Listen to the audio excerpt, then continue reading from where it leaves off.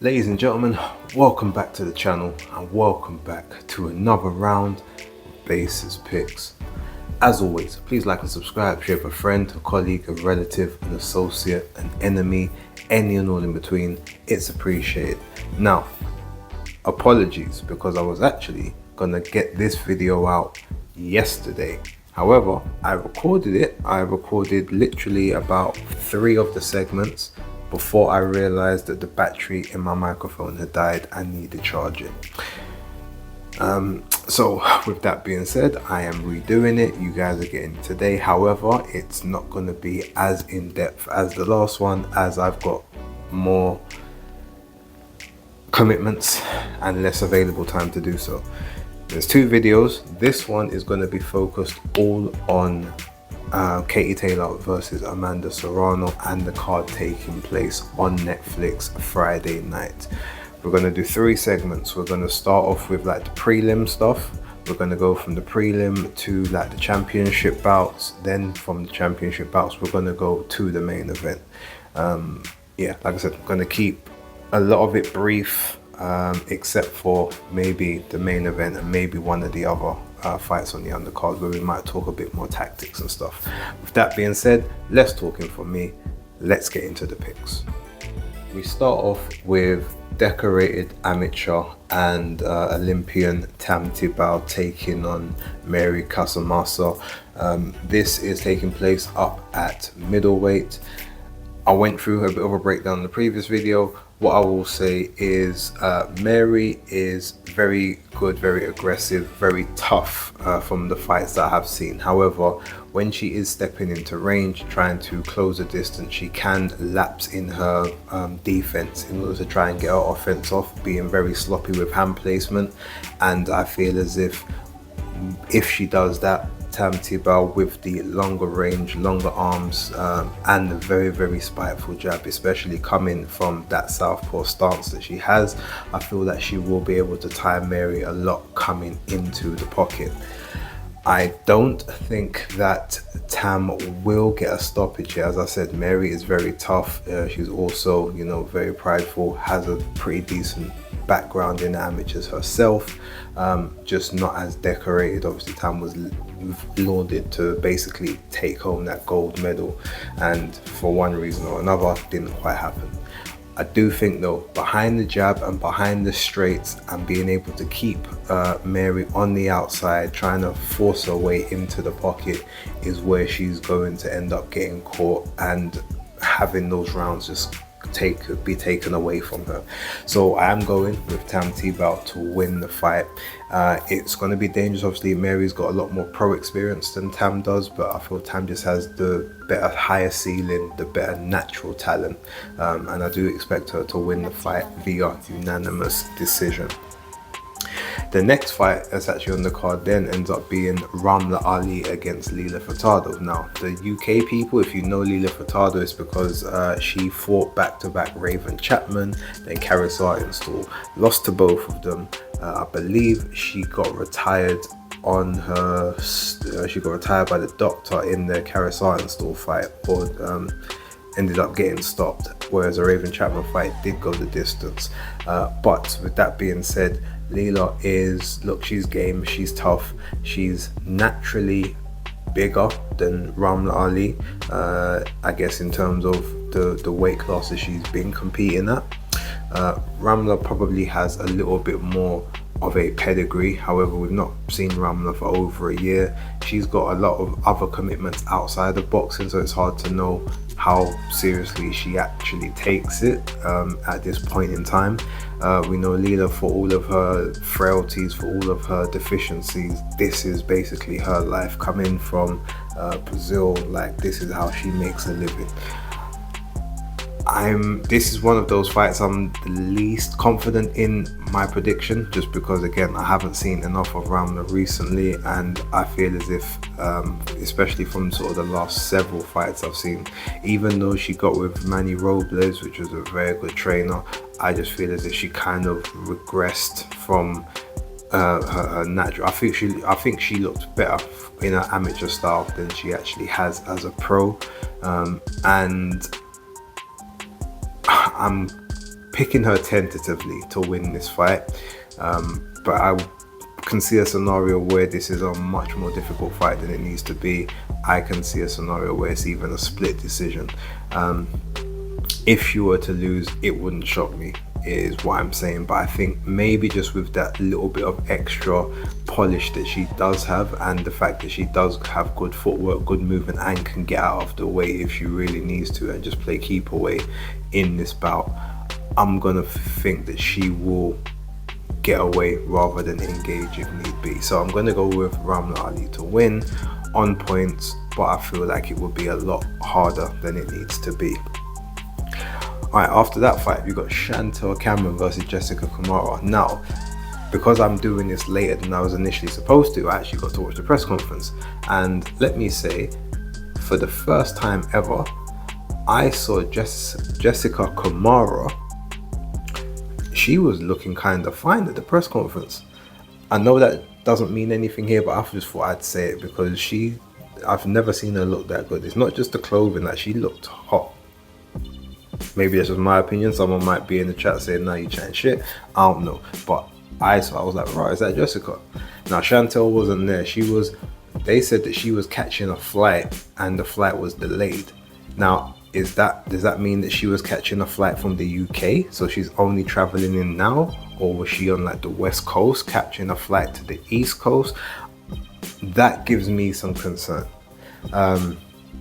Because if you're up in the air and you're here like only coming on a couple days notice, especially if it's from the UK, the level of jet lag that you're going to be experiencing is not right for a pro athlete, especially someone who's then going to be making way less fluids in the body and the brain. So I don't know.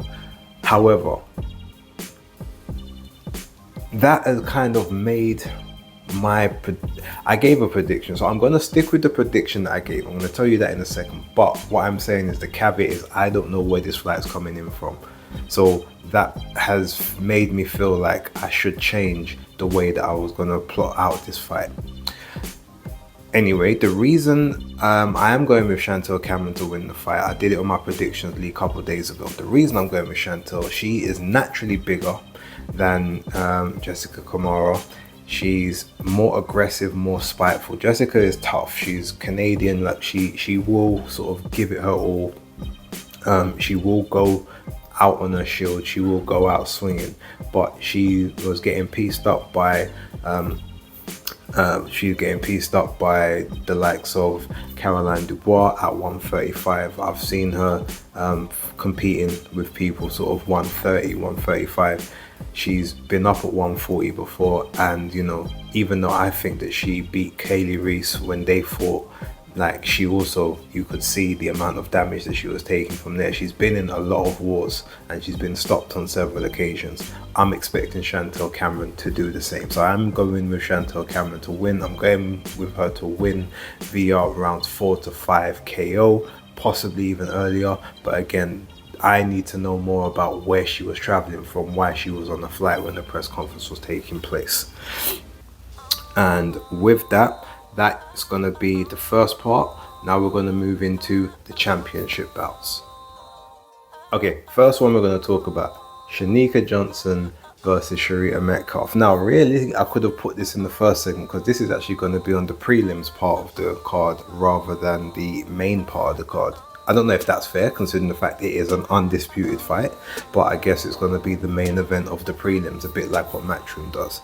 Now, this one is very interesting for me because I have a bet with the lovely coach Christine Lopez. Any of you guys know, we're good friends over the socials. I initially had a bet with her that Dina Thorslund would beat Sharita Metcalf. I'm cool with Sharita as well. We're all, you know, we're good peoples, but you know, I'm predicting who I believe will win the fight.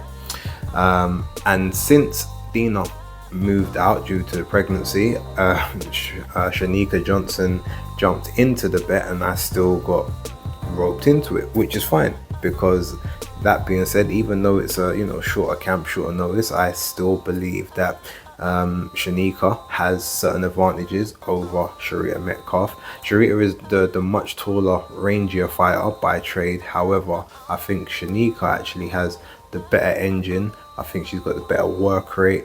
She's going to come forward, crowd the pocket, and get inside those long arms of Sharita Metcalf, similar to what Mizuki Haruta did.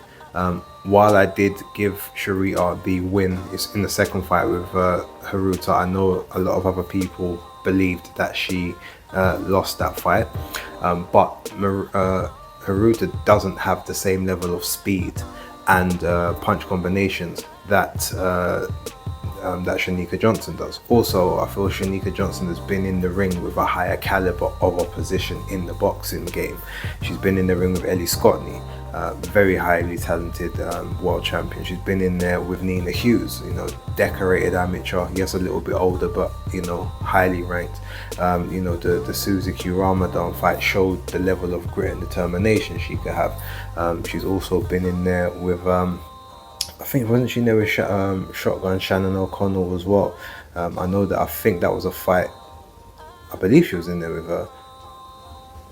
I'm trying to remember. Okay, whether she was or not, that's I guess that's by the by. But yeah, she was in there, and I think she lost a split decision in that fight.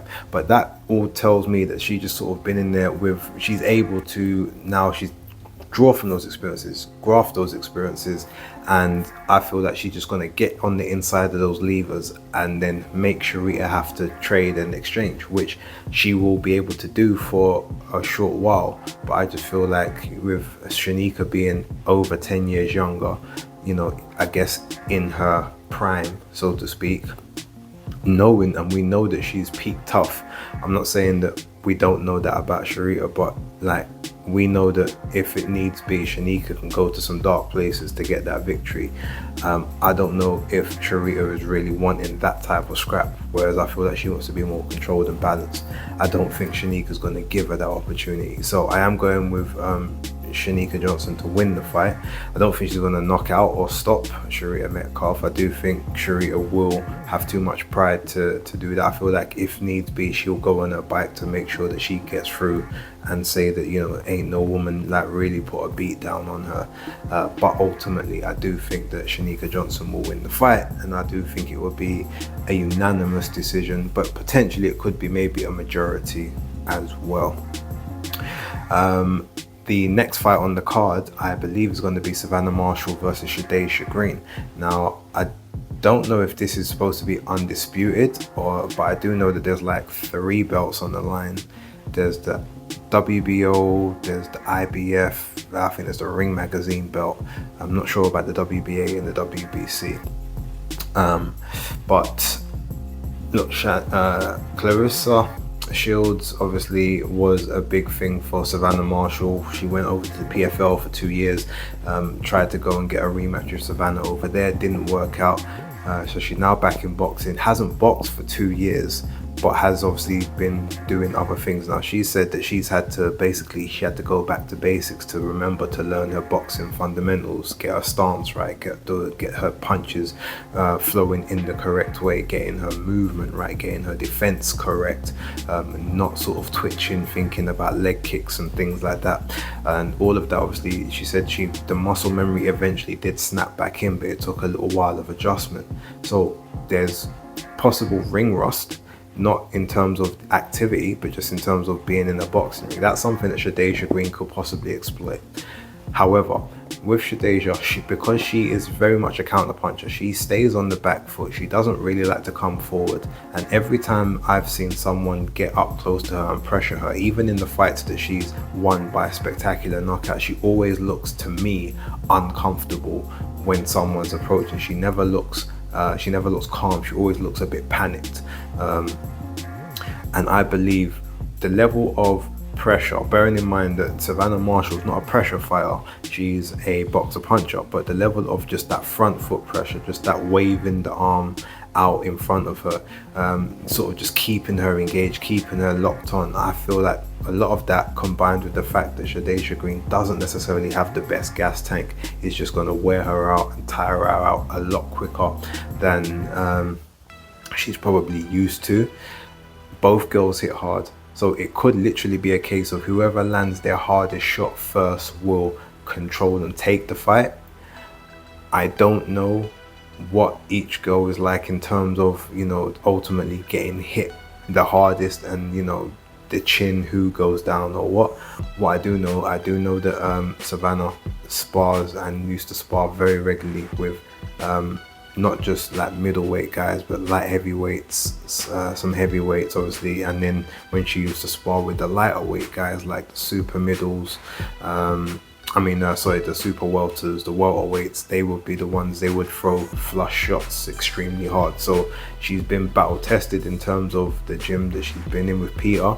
I feel like she's got much better defense. I feel that she's more fluid. Now again, 2 years out of the ring, not sure if that is still the case, but I think just the level of fights that she's been in, from the amateurs to the pros, all of that experience, plus maybe now even the fact she's got a little bit of sort of wrestling and grappling experience, if they get into clinches, that could also be an advantage for her. Shadesha, the Melinda Watpool fight, she was gifted a decision in that fight. Like, she lost that fight, and she hasn't really looked impressive since the Aline Cederuz fight, if I'm going to be totally honest. She needs to show out and have a big performance, but I think that just the experience and the talent, natural talent of Savannah Marshall is going to take this one. So I am going with Savannah Marshall to win. I don't think she'll get a knockout, but I do think that she will land and she will hurt Shadesha at some point in this fight, and I'm going with her to win by a unanimous decision. After that, we've got Alicia Baumgardner versus Jennifer Miranda, sorry. Now, I'm not going to spend too much time on this one. Alicia has every single advantage in this. She's the naturally bigger girl. Jennifer Miranda is a 126 girl, 12-0, 1 KO, so not really a big puncher, compared to Alicia, who's 15-1 with 7 KOs. In the women's rankings, that's pretty much like an 85 to 86% KO ratio based on sort of how the women's fights play out. Alicia Baumgardner's got the speed advantage from what I've seen of the two's previous fights. She's definitely got the footwork. She's got that previous wrestling background as well, so she knows how to be able to get on the inside, work, if she needs to work on the inside. She's very good at body shots. She knows that she can work the outside as a pure boxer. She can work the inside as a boxer puncher. She digs to the body. I just feel like she's got the speed, the power, the agility, just every advantage in this apart from possibly height is on her favor. And I just feel that she's just going to plow forward, a bit like what Floyd Mayweather does in a lot of his exhibitions with just a high guard. I feel that she's just going to go up, go plow forward, dig to that body, get those arms down, land those headshots. I see her stopping Jennifer Miranda, and I see her doing it in the first half of the fight. So I'm going for the stoppage between rounds 4 to 5, 4 to 6, somewhere around there. Now, that may be the chief support. I know there's Ellie Scotney versus Jamie Lef Mercado. This will probably be Ellie Scotney's hardest fight. Jamie Mercado, obviously Mexican, so you know that she's going to have high volume. She is the longest reigning women's champion, active women's champion at the moment. She's definitely the longest reigning champion within that division, with the most amount of defenses.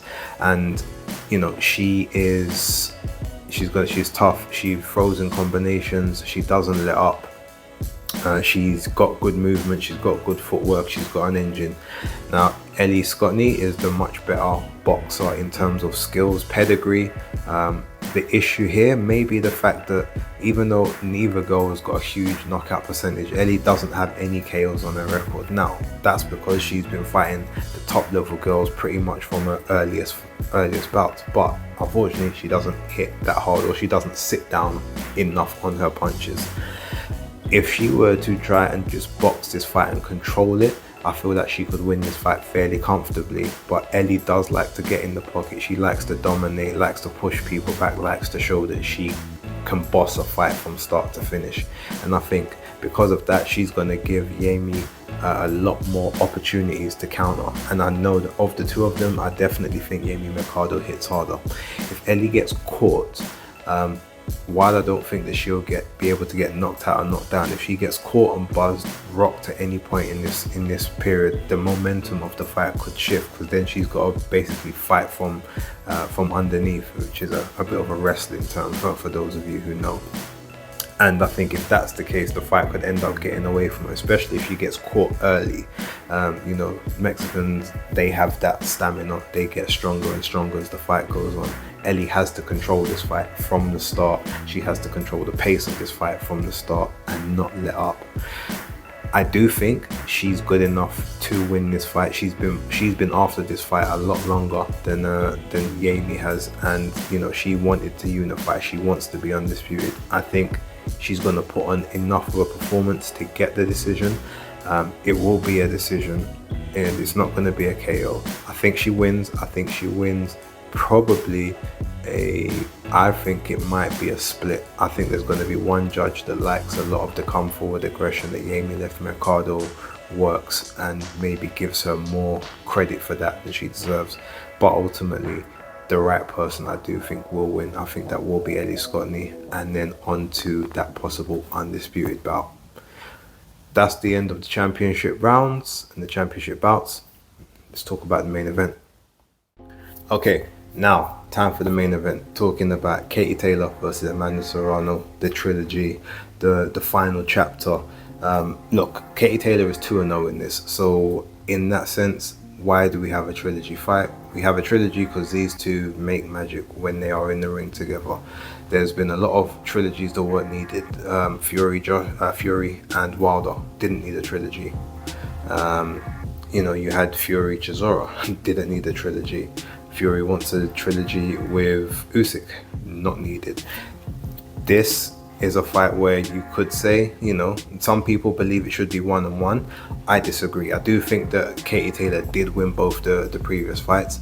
I understand the people who believe that Amanda won, especially the second one, as opposed to the first. I feel like Amanda wins a lot of moments, or has a lot of very big clear moments in these fights with Katie, whereas Katie wins a lot more of the sort of the quieter parts that you don't really count as maybe a casual or a nondescript eye in the game. So with that, I can see why some people do believe it's 1-1. However, I do think the 2-0 is correct. I do agree with the judges and a lot of the people, you know, the ones who wanted to say that the second fight, or that Amanda Serrano got robbed. I would just ask them, how do you get robbed on the show that that you're promoting? It's your promoter, it's your team, you chose the judges. How did they rob you? If anything, it would make more sense for them to rob the other person who's not a part of your promotion, who doesn't hold any interest to you, who you would think wouldn't be on your broadcast. That being said, look, here's what I think some of the keys to success should be, and how I feel like some of the previous fights didn't play out. One thing, Amanda Serrano is very good at coming forward. However, she comes forward a little bit bladed, which is a good thing. However, she doesn't move her head. That's one of her biggest problems. She doesn't move her head. She doesn't hold a good guard either. She has her hands up, but they're never really up to block shots. They're just up so that she can get her shots off. She comes forward with a very good, sometimes a double jab coming in, but she can be very lazy sometimes, throwing a lead backhand, throwing herself off balance into range. She comes forward in pretty much straight lines, bit clunky on the legs, there's not really much bounce, much speed there. And because of that, Katie Taylor has usually been able to angle off, around, spring out of range. Sometimes she comes in quick flurry and then she tries to get back out. Now, she does that very well in the early rounds, and then the legs start to give out a bit and she has to sit and sort of trade a bit more. Katie Taylor is very good in these moments that when Amanda is digging in one or two really good shots, Katie comes back with a flurry of like 4 or 5. And because Amanda doesn't move her head more times than not, she doesn't roll with the punches or ride the punches. So whenever she gets hit with one, it usually knocks her so far off balance or twists her head so far around, it's ingrained in the judges' minds, oh, she's been hit. Whereas Katie, sometimes she backs off a bit, she moves off to the side, she dips underneath, so even though the shot lands, it doesn't give as much of an impression. And I think part of that is the reason why a lot of those rounds that were close, where they're not sure which way to give it, all they've remembered is Amanda Serrano's head whipping, or being pushed this way, or her dropping off balance because she's tried to throw something, then got caught with a 2 or 3 piece while she's recovering.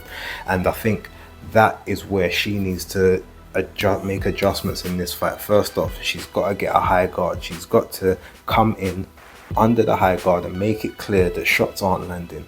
Second, she needs to move her head.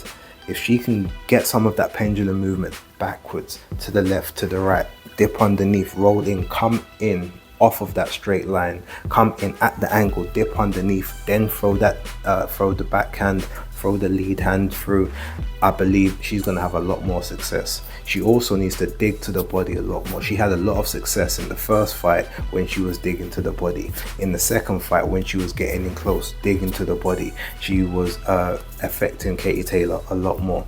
That's how she needs to sort of play it. So to me, the cutting off the ring thing, look, she is a bit flat-footed, but that's how she generates her power. Ultimately, she's gonna have to, as I said, come in at an angle, dip down, make sure that head is moving, keep the high guard, use that double jab to distract, then whip to the body, then shoot the shots upstairs.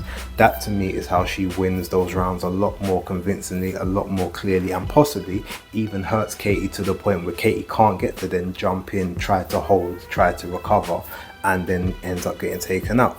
Amanda also needs to learn to step back when she's hurt Katie. Don't allow Katie to be able to try and grab. Step back, step to the side, whip another shot in, and stop her from being able to hold.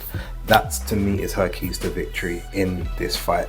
For Katie Taylor, I mean, look, she's won twice already, so there's not really a need to change much. However, what I would say is, when she gets inside, she likes to throw the 3-4 punch combination. Okay, that's cool. But if you do that, first thing you do, as soon as you've done that, roll out, spin round to the side, shoot another one, back off, and create clear separation between the two of you, so that Amanda doesn't get a chance to make a like an 80-20 or a 90-10 exchange look more like a now a 60-40 / 50-50. Don't allow her to get her work back off after you've done that good work. Angle out, dip off, shoot the shots to the stomach as well when she's leaning forward. Use your jab more. Stop, rather than trying to hook off the jab, power your jab through, power your jab over the top of hers, power it over the top, power it underneath, shoot one shot, angle out, come with a bigger shot, and try to move, like again, create that separation. Or if you're going to then go on the inside, after you've done all of that, as you normally do, dip down, go, hold, grab to stop any reply, any counters coming back. That will then obviously show that you've won that exchange. There's been no chance for that exchange to be taken back from you, and you've got to do that consistently, and you've got to stay switched on. You cannot get into a brawl with Serrano, because you're giving her best possible opportunities to get you back and to hit you harder, because whenever she hits, she hurts you more than you hurt her. But you've got to make it clear that when you are in those moments, you are getting the better of those exchanges. Now, she's done that for the last 2 fights. Personally, I think that, like I said, there's less for her to have to adjust than there is for Amanda Serrano. But my issue with this fight is, I believe the second fight was supposed to be Amanda Serrano's fight. Now, Katie Taylor got the decision, but a lot of people believe that Amanda should have, rightly or wrongly. And there's been a lot of narrative saying it would be bad if they went 3 fights and Amanda didn't get one. It would feel like a bit of an injustice. That narrative has been building and building. That's all I've heard. I've heard it from people like Adi. I've heard it from people like Ariel Hawani. Punch Perfect Boxing has said similar. Ring IQ, Beats, it feels like there is a groundswell for Amanda Serrano to at least get one out of the trilogy. And that's my concern, because regardless of who I think I predicted in the second fight that Amanda would win because it was an MVP show.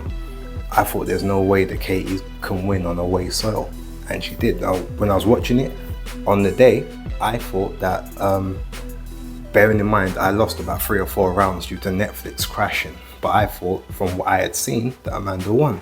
When I've watched it back after the Mike Tyson event, I realized, oh, actually no, Katie did win that. I watched it the other day and I had it 96-93. I had it 7 rounds to 3 to Katie Taylor, same as I had the first fight. I think personally, I'm going to be scoring this fight very similar, unless Amanda makes some of those adjustments that I've seen, that I've identified, that I believe are going to be her keys to success to really make this not be a close fight in those judges' eyes.